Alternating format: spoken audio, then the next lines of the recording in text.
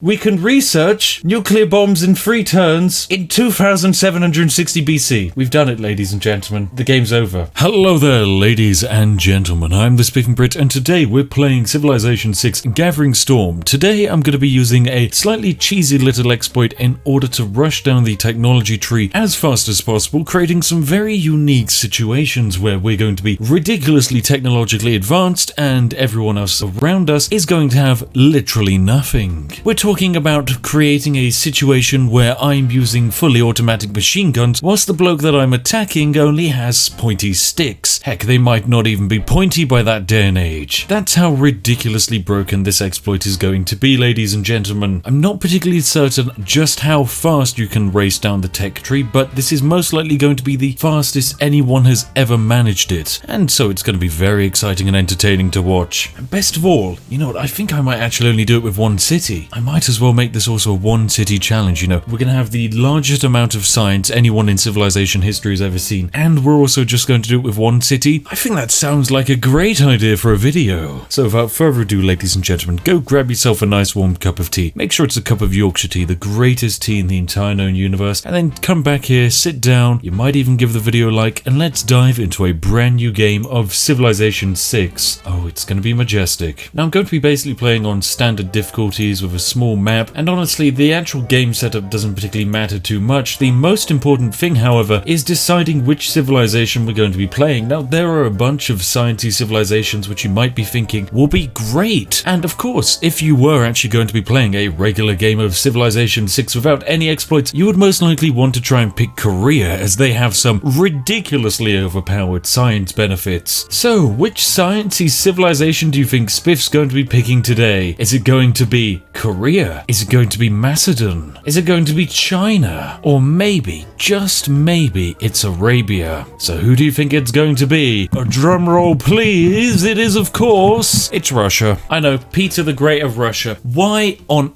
earth is he going to be our top science guy? Because looking at him, straight away you're going to see, oh, receive science or culture from trade routes. I mean, that's not really going to give you that much. A maximum of +3 science and culture per trade route, which honestly, that's not going to be the cutting edge victory which is going to steal you the game away. Instead, we're going to be playing as the legendary Peter of Russia for 2 special reasons. Reason 1, Peter is exceedingly likely to spawn next to tundra. Reason 2, Russia gets the Lavra, a special cheap holy site. Reason 3, Russian bias. I mean, Russian bias exists in so many games like World of Tanks, War Thunder, games literally made by Russians. The bias exists, trust me. And for some reason, the bias has managed to seep its way inside Civilization 6 in quite a majestic way. So yes, that alone is reason enough for us to pick Peter of Russia. So with all that aside, ladies and gentlemen, let's dive into a brand new game of Civilization 6. Fantastic, we're ready for a game. Oh, and this is just beautiful. We've spawned in quite possibly the greatest location imaginable. And I'm sure if you're sat there, you'd be thinking, well, Spiff, sure you're on hills next to a river, but you're in tundra, and tundra is terrible. That's where you're wrong. Tundra is the greatest addition this game has ever had. So we're just going to found our city right here. Perfect. And then what are we going to do with our warrior? Honestly, it doesn't matter whatsoever. Now, straight away, there are a few things we want to research. We want to immediately research the holy site. Trust me, it's going to be very important. And then just start production of whatever you like. Honestly, it makes no difference. A monument. Yes. Everyone needs a monument. Now, of course, as you remember from my last video, something unique happens when you found yourself a pantheon in this game. Now, of course, to found a pantheon, you only need 25 faith, and that's pretty easy for Russia to actually accrue. So what we're simply going to be doing is dropping down a save just to make sure that if you do screw up, you can always load back to your previous save. If you're in a multiplayer game, you can only do this once, so make sure you concentrate very closely as to what I'm about to do. Simply drop down your save of the game and found yourself a pantheon.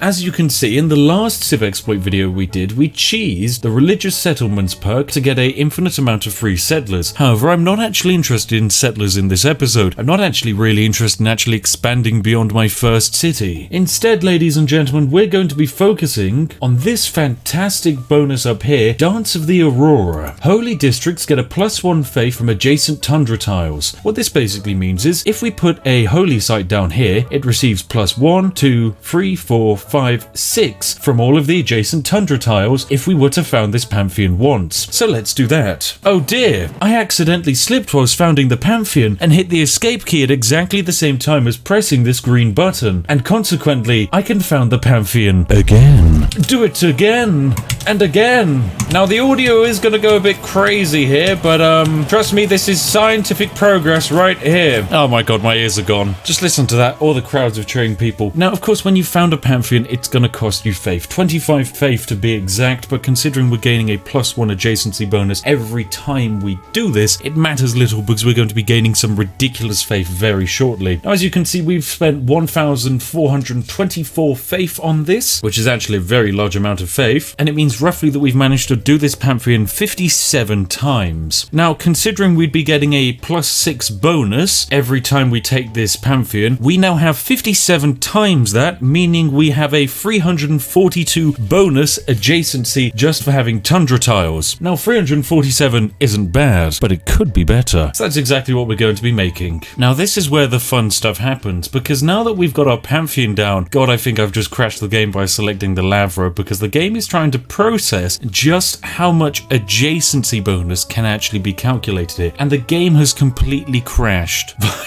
god, what have I done? Alright, bam, ladies and gentlemen, we're back on the same turn which I actually was meant to found my Pantheon on. However, ladies and gentlemen, we're not founding the Pantheon this turn, for one very important reason. If I was to found the Pantheon before getting down my Lavra, the game would just straight up crash. So instead, we're going to have to use Shift and Enter to force end our turn without founding a Pantheon. It's going to take a little while to try and force this through, but don't worry, even if you waste some production with your town centre, it doesn't matter. This is physically necessary, else the game is going to die. Okay, so now is a great time to wreck down the Lavra. I'm going to slap it down right here as it's going to be fully surrounded by tundra, and then it doesn't particularly matter what I research next, if I'm honest. But I'm still going to have to force end the next 4 turns, otherwise the game's going to try and force me to build a Pantheon, and you know we just can't do that. And fantastic, we've managed to build the Lavra. It's a lovely little site, however at the moment it's not really going to be giving us that much faith per turn. As we can see, we're only generating 5 faith per turn, which is hardly anything, but most importantly, we have the Lavra down, and we can now found a Pantheon without hopefully crashing the game. So let's drop down a new save, and it's time to start founding our Pantheon. Once again, Dance of the Aurora. I'm going to need to spam out this an absolute ton, and hopefully the game will not crash this time. Now, you can directly see the effects this is happening by looking up here and noticing how our faith per turn is increasing. So we are now up to 100 faith per turn. If you were halfway through a game of Civ, this is actually a relatively decent amount of faith per turn if you haven't gone down a religious route. Normally when I go down a religious route, I average about 300 to 400 faith per turn if I'm trying to do something sneaky with religion. But religion in this game is a very tricky thing unless you're fighting against the AI with it. So we're now up to 350 per turn, which is quite good, but we could do better. Now I know you're going to be sat there thinking, okay, Spiff, faith per turn is great, but it's not science. I don't understand how you're going to win a game with faith and not science. Well, ladies and gentlemen, faith equals science. You have to remember this. Faith equals science. And I'll show you why in a little bit. And well, bam, we've done it a pretty large amount of times. Also, I'm sure I could sit down and do it for longer. Physically and mentally, I can't. I would die. But what we have managed is instead a holy site which is producing at least 550 faith. If we actually click on the city, we have a way of seeing. Ah yes, the Lavra itself outputs 528 faith, which is a glorious quantity indeed. At this point, we have won the game, and the game doesn't actually even realize it. What are we going to do with our guys? Honestly, it doesn't matter. We can make builders. We're not really going to actually be using them, as we're going to be doing something very unique in these next few turns. You see, we are starting to claim all of our faith back, and we're going to be needing a fair amount of that faith to do something relatively cheeky. Now, bear in mind, what I'm going to do doesn't actually require a single campus district at all. You don't actually need to be generating science to win a science victory, and that's where something sneaky comes in. You see, we're now starting to accrue quite a large pool of excess faith, which we're doing absolutely nothing with. If only we could actually invest it into something exciting, like say, I don't know, a great person. Well, that's exactly what we're going to do. We're going to buy a great scientist for 750 faith. What can we do with them? Literally nothing, but we have a great scientist, and we're just going to have him stand in the tundra. Wish I actually had something for him to do, but I just don't. He's useless. science. I'm sorry, great science boy. And even though we only just bought ourselves a great scientist, immediately then the following turn, we can buy another great scientist, which is naturally exactly what we're going to do. So we have ourselves 2 great scientists, both of whom can do absolutely nothing other than scout for me, because trust me, great scientists are useless, or at least all of them are. There's one, which is very special. So yes, I'm sorry, Mr. Euclid, you're gone, and Mr. Hypatia, don't need you. Go discover some barbarians. That's great, because hey, you know, it's time to buy yet another great scientist. So bam, we're on great scientist number 3, and we can end our turn. Honestly, great scientists are fantastic scouts, because they run around, and if they get attacked, they just kind of respawn in your capital, which is very nice. Now, because we've moved from classical era, we are now buying medieval era great scientists, which consequently cost a little bit extra, just 1,350 faith, hardly anything too crazy. Also, I realized I'm actually playing this game at standard speed instead of quick speed. As a result, basically we might have to double all of my numbers. If you're playing this on quick speed, you can roughly do it in half the time. As a quick game of Civ only is 250 turns, this however is 500. Anyway, we need to buy ourselves a great person next turn. So we have ourselves our great scientists. We have the first one. So we actually have managed to claim the ownership of the first 4 great scientists in the world, but the first 4 great scientists in the world aren't useful. There's a much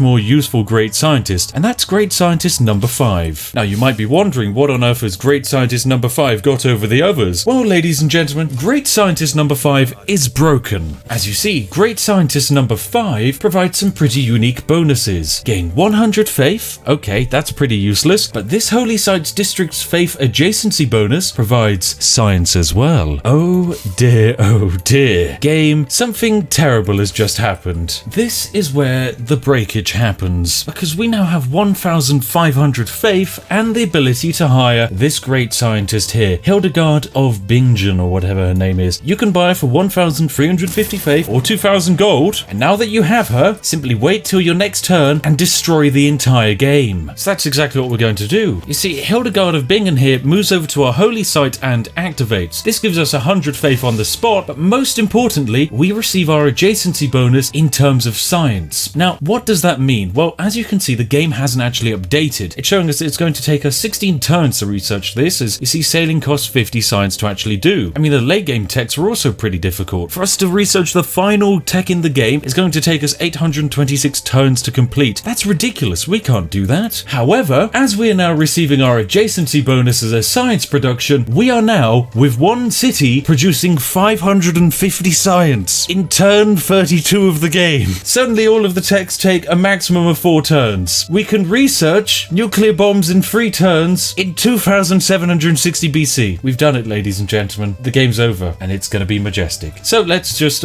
beeline our way through the entire research tree by, I don't know, I guess I'll just click on the end of it. Fantastic. It's going to take us a little while to get here, but it's going to be exciting. I don't really actually have anything to do with our great scientists. I guess I just kill them all, because they're not actually useful anymore. But yes, let us speed through the game with our glorious research. Sorry, great scientists, I'm just gonna have to murder you. I'm sure someone has use for you, but I'm afraid I don't. Oh, fantastic, I can hire my first governor. Now, of course, as we're only gonna have one city, we're naturally gonna pick Pingala, the legendary chunky boy of science. You see, Pingala has some great bonuses. In 5 turns, he's simply going to land in this city, and by just appearing, he's going to increase science production by 10%. Oh, and we're accidentally advancing the world into the medieval era. Of course, the year is 2440 BC, so really we shouldn't be advancing into the medieval era for a few thousand years, but you know, life finds a way. Oh, and yes, now that we have Pengala up and running in our city, as you can see, all of the techs have reduced themselves down to 1 turn. So yes, even though it's 2000 BC, 1 turn and we have ourselves a nuclear fusion reactor. In fact, though, we are sadly 38 turns away from nuclear bombs, just because of the amount of time it actually takes us to go through these techs, because the game limits us to 1 tech per turn. Even though we are actually researching these at the fastest rate possible, and also we're only researching the necessary techs to finish off the game, it is still going to take us a while to get our science victory. I'd also like to point out that technically speaking, we have almost 100 times the science output of the next AI in this game. Oh no, the AIs are attacking me. Well, I have a cunning little trick up my sleeve to actually deal with that very easily. So yes, if someone attacks you and you're not particularly in a good state to fight, simply buy yourself yourself James of St. George, the great engineer, and have him just instantly build walls in your city. Then use those exact same walls to decimate enemy barbarians. It's as easy as that, ladies and gentlemen. Oh, and look, Japan is over the moon with how beautiful our city is. Thank you. I'm glad you like our desolate wasteland of a city. So even though I'm actually no longer producing science due to the fact that my holy site has actually been knocked out because a barbarian stood on it, logically you'd be sat here thinking, well, Spiff, that means you can't actually research anymore. But for some reason, because we've overloaded science into the system, the science which we've put into the game has inflated to the degree where everything is still actually only going to take me a turn to do. Basically, we have so much leftover science that the game can't quite comprehend it. And it's for that sole reason that despite the fact that we're only making 4.1 science, due to the overflow of science we spent using 600 science to research a tech which only has 50 science in it, we've accidentally created a bit of a situation where we can't actually be defeated in this game. Not that that was ever going to happen anyway. Now, good news, ladies and gentlemen, the ancient era is coming to an end in 6 turns time.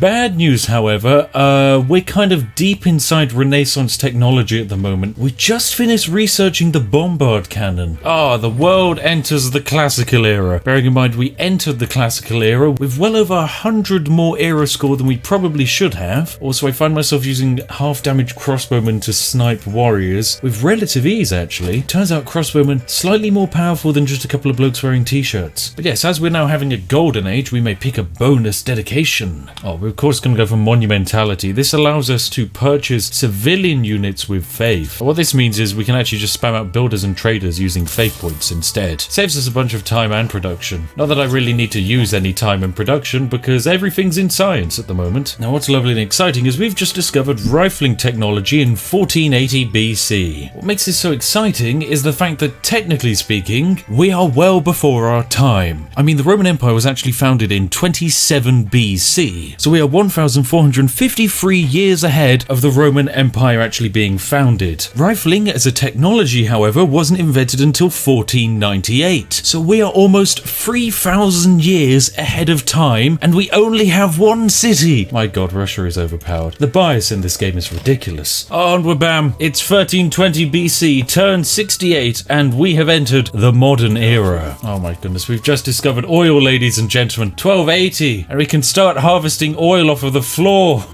Oh, this game. Well, bam, industrialization has been discovered. Good stuff indeed. Bam, we've discovered combined arms, and consequently, we've also now have access to aircraft carriers and uranium. It's 975 BC, but hey, we've got uranium, ladies and gentlemen. God, I love this game. Bam, we've done it. We've done it. 800 BC, and we can build nukes. We've got it. Ladies and gentlemen, nukes at exactly the right time where we were 100% meant to have them. We've done it. We've got rocketry. We can build a spaceport in 750 BC. This is exactly where I wanted to be in the game. Oh god, just imagine trying to pull this on someone in a poor multiplayer game. I'd feel sorry for them if I'm honest. So yeah, now that we've got our spaceport up and running, how about we build one of those bad boys? I suppose I need an industrial zone because this city doesn't have a lot of production. It is in the middle of nowhere. Yeah, the discovery of lasers by Russia has set the world for future discoveries in the information era. Bam, we're going into the information era, ladies and gentlemen. It's exciting.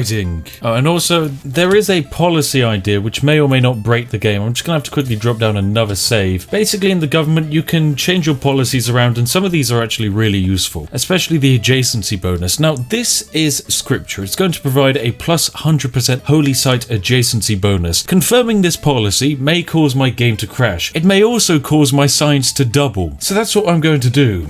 It worked. 1,300 science. What turn is it? It's 94. And this is a standard length game, so technically we're around about a turn 50 of a regular game. Oh god, what have I done? We've got computers up and running in 450 BC. Very nice. Very Russia.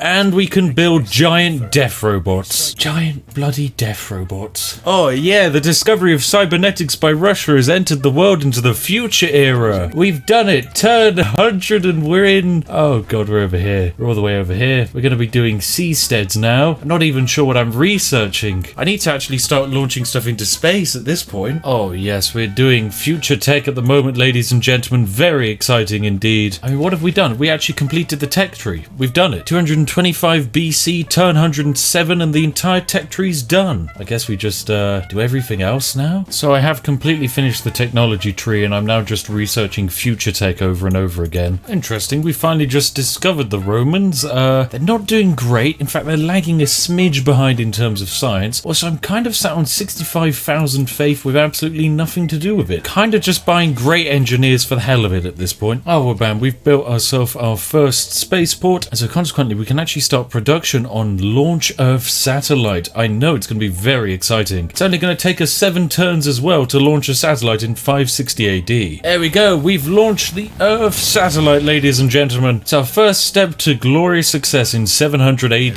Those Russians and their satellites. You know, we might as well launch the moon landing. We probably should, shouldn't we? Oh yes, ladies and gentlemen, next turn we're going to be actually managing to launch the moon landings. I know, it's fantastic. The moon landings are done. Oh, perfect. In 880 AD as well. What a perfect time to go to the moon. But hey, now that we're on the moon, we might as well also launch a Mars colony. Sure, why not? Now, one accidental thing we've done by causing the moon landing is that we've accidentally made our entire culture tree also almost instantaneous to research through, because launching the moon landings grants you a slight bonus. I think it's something like 10 times your science output in one culture go. Considering we get around about 1,000 science, as you can tell, our entire culture tree is now balked. We're just going to finish the game instantly, aren't we? This is perfect. This is everything I wanted from my game of Civ. Right, let's also change the city production. Let's whack down a wonder. Yeah, let's build St. Basil's Cathedral. It's going to take 12 turns apparently. Well, I currently have a way of cheesing that. Here, let us add 215 production to it. And then next turn we'll have Filippo do the same. Right, Filippo, come in. Good job, Filippo. Now you die and bring in the next great engineer. Perfect.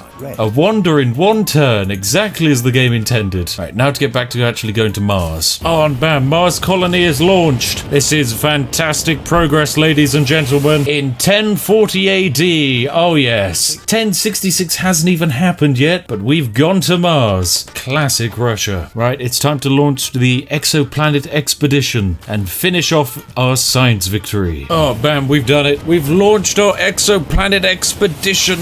Glorious stuff. We're off into the outer worlds, ladies and gentlemen. And what we're going to do is we're going to build some laser stations, and this is going to speed up our science victory, because if we currently take a look at our science victory, it's going to take us a while as we have to travel 50 light years, and so it would take us 50 turns to win. So instead we're going to cheese that system. And bam, that's our first laser station launched. We need a few more of those though. World's entering the Renaissance era. Oh yes, very exciting. I 100% contributed to that. What bonuses do I get? Purchase civilian units with faith. That seems pretty useless. Some bonuses for colonial stuff. Well, I mean, we're definitely not settling any more cities this late in the game. Right, fine as monumentality. It also now only takes us 2 turns to build a terrestrial laser. That's how great this one city, St. Petersburg, is doing. We're really improving this bad boy. Right, we're now advancing around about 3 or 4 light years per turn, I do believe. Yes, 4 light years per turn, and we are almost 20 light years there. So we are doing some great progress, I must say. Oh, we did it. We actually did it. Our mission to Mars. Oh, beautiful. Thank you, Sean Bean, for this narration. Very beautiful. Very cool, Sean Bean. Look at us go. We've done great stuff. We've managed to colonize the entire universe as Russia. And, I mean, what timeline is it? Like, how long did it take us? This is majestic. Absolutely majestic. Just look at the player's science for the entirety of this game. It was like, do, and boop. And then we just stuck. And then this was when we doubled it.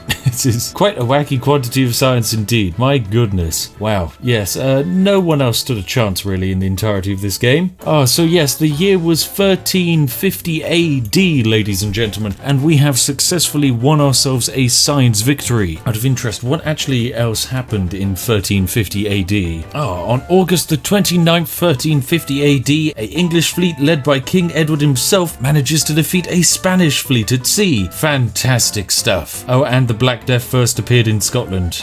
Oh my goodness, what a funky year that must have been. Well, nonetheless, ladies and gentlemen, we've managed to win our ourselves a science victory in Civilization 6 by 1350 AD. I do believe someone else can probably do this faster than me, and if you think you can, by all means give it a try and then hop down into the comments and tell me how you managed to do it. As always, if you've enjoyed what you've seen here today, make sure to give the video a like. And hey, why not consider subscribing to join this very funky little community of ours where we just mostly sit down and drink tea. I would personally absolutely love to have you with us. As always, a massive thank you to each and every one of my fantastic patrons who make all of these glorious videos all the more possible. You all are majestic. And hey, if you're sat there and you're wondering what video you might like to watch next, well, look no further than this video on screen now, hand chosen by myself to be just absolutely perfect for you. Anyway, I'll see each and every one of you in the next one. Have an absolutely lovely day, and goodbye for now, you fantastic people.